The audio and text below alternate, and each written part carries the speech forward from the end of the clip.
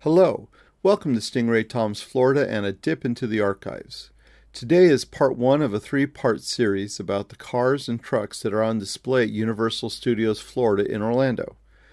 While they say something about the history of Universal, they all have their individual stories. There's quite a few vehicles that can be seen in the park. Opened in 1990, Universal was designed to be a theme park as well as a working movie studio, so from day one it had both static display vehicles as well as ones that drive through the park with characters. If you went to the studios in the early days, you probably even rode on the trams that took people on the studio tour, much like the ones at Universal Hollywood still do. The first two videos will focus on vehicles that are associated with characters. The third video will focus on the park's static displays. Later, at some point, I'll look into the long-gone vehicles such as the Ghostbusters Ecto-1 and the character trolleys. There are several vehicles that are driven on and off set. In recent years, and as of 2020, they are the Mystery Machine, the Bluesmobile, the Simpsons RV, and a classic Cadillac Eldorado that's unofficially known as the Marilyn Monroe Caddy. The Simpsons RV has been in the park for many years, as have all the vehicles I'll cover. As of 2020, the Simpsons do their meet and greet standing inside the RV and look out through the doors or giant windows in the rear. Prior to that, they mostly had met on the street, using the RV as a backdrop for photos. Sometimes, their first or last appearance includes riding the RV on or off set from the Hollywood area.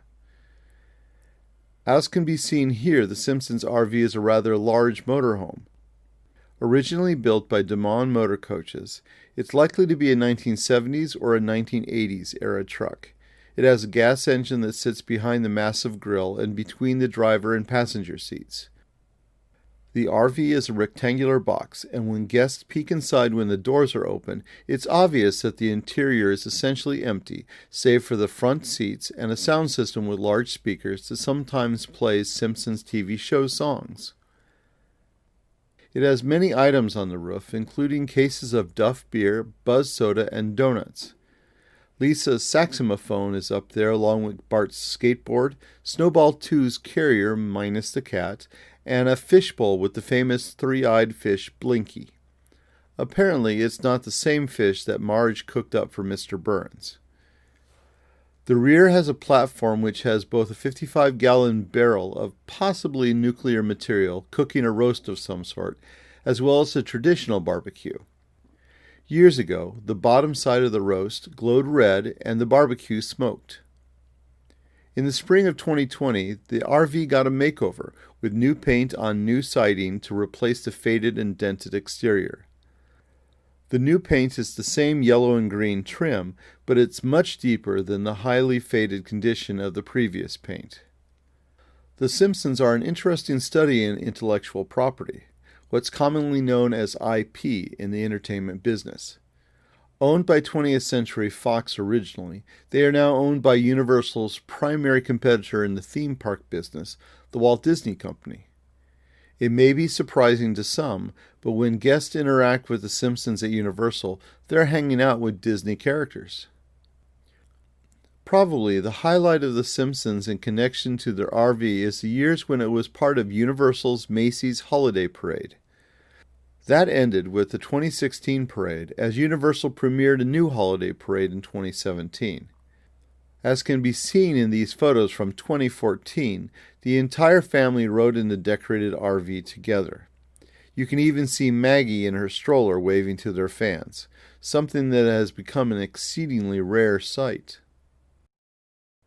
Sticking with trucks, I'll cover the Mystery Machine next. The iconic van of choice for Scooby-Doo, Daphne, Velma, Fred, and Shaggy, the Mystery Machine is currently driven by Fred, Shaggy, or Daphne in the park. They have been known to drive it on and off for each set or leave it out all day. Either way, its location during the day is the Hollywood area of the park, though for special events it's been seen in both New York and San Francisco. That makes sense because Mystery Incorporated, as they are often known, travels all over the country solving mysteries. Known originally as Scooby-Doo, Where Are You?, it's one of the most successful and long-running shows with many years of TV shows and movies. Premiering in 1969, the Saturday morning cartoon used a brightly painted van of indeterminate branding. Most vans at that time looked pretty much alike.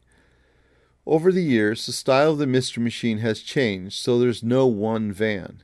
I've even seen minivans painted like the Mystery Machine. Universal's Mystery Machine is not indeterminate. It's a 1978 Chevy 3/4-ton cargo van. Its features are listed here. Feel free to pause the video if the image doesn't stay on the screen long enough. By the mid-70s, Chevy had moved their engines forward so a small hood stuck out from the van. In contrast, the van, as drawn in the original cartoon, has the engine sitting between the front seats and the driver's feet would be only a few inches from the exterior body. One other difference in the Universal van is that there's no spare tire on the front. This is actually good, as that makes it much easier for the radiator to be cooled by air.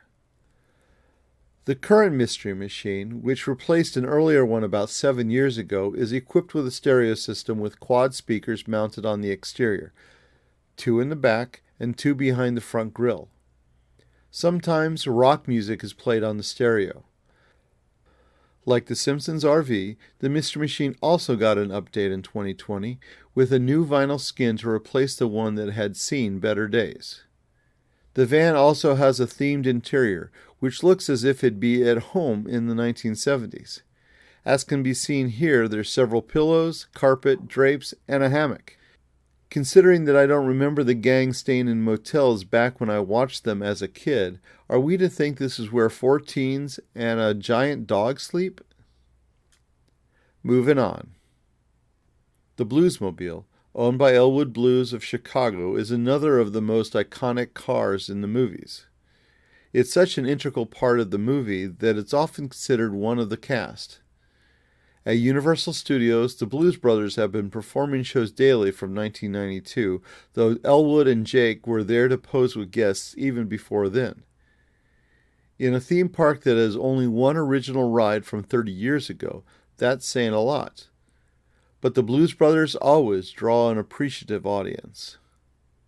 So the Bluesmobile, in the 1980 movie The Blues Brothers, was a 1974 Dodge Monaco. But it wasn't just your run-of-the-mill 70s sedan. It's got a Cop motor, a 440 cubic inch plant. It's got Cop tires, Cop suspensions, Cop shocks. It's a model made before catalytic converters, so it'll run good on regular gas. At least that's how Elwood described it to his brother Jake. However, the cigarette lighter needed fixing. Universal has done the brothers one better because when performing at the park, Elwood and Joliet Jake have their choice of 2 Bluesmobiles. Considering that the original collapsed into a heap of parts at the end of the movie, it's not surprising that neither Universal Bluesmobile is the movie car. Bluesmobile number 1 is a 1974 Plymouth Fury. This model is from the same year as the movie car, and while it has a different body, it's on the same frame as the Dodge Monaco. You can see the specifications here. Of course, it's styled much like the movie car in police colors and trim, as well as the giant speaker on the roof, technically an air raid siren, according to Dan Aykroyd. Push bars off the front bumper, and a PA system which Elwood uses to remind people of the upcoming show as they cruise through the park. Come see the miracle on Delancey Street with Jolie and Jake, Elwood Blues, Chad and Mabel, the Blues Brothers, Holiday Show Band and Review. You 2 girls, don't miss the Blues Brothers. Show Band. Bluesmobile number 2 is a 1979 Chrysler Newport. It's similar to its sister model, the Chrysler New Yorker, but with different body styling. Here's its details. It has the same Bluesmobile add-ons, of course. In reality, the 70s saw the end of the most interesting and cool cars that America could make, and both the Newport and the Fury were unfortunately prime examples of that trend. Not that cop cars ever looked all that cool. Both Jake and Elwood ride on and off set, frequently accompanied by Jazz, the saxophone player, and Mabel, a singer. The Bluesmobile can be seen driving through the park to and from sets each day, sometimes heading into the park in the Hollywood area and sometimes in the New York area. Occasionally it sits out on set much of the day, getting adulation from its many fans. Many Universal guests find it very exciting to see and hear real cars and trucks drive through the theme park. Many are very surprised, in fact. It's not unusual to hear someone say, "I didn't know it could drive," or "I didn't know it was real." Yeah, they're real. Really cool, too. In the following video, I'll cover the Marilyn Monroe Caddy, as well as two static vehicles that are part of character encounters: the DeLorean time machine from Back to the Future and the Night Bus from the Harry Potter movies. As always, thanks for watching Stingray Tom's Florida. Don't forget to give it a like, subscribe, and hit that notification bell so you can be told every time I present a new video. Feel free to share the video with your friends who are car fans, Universal fans, or movie fans. Thanks again.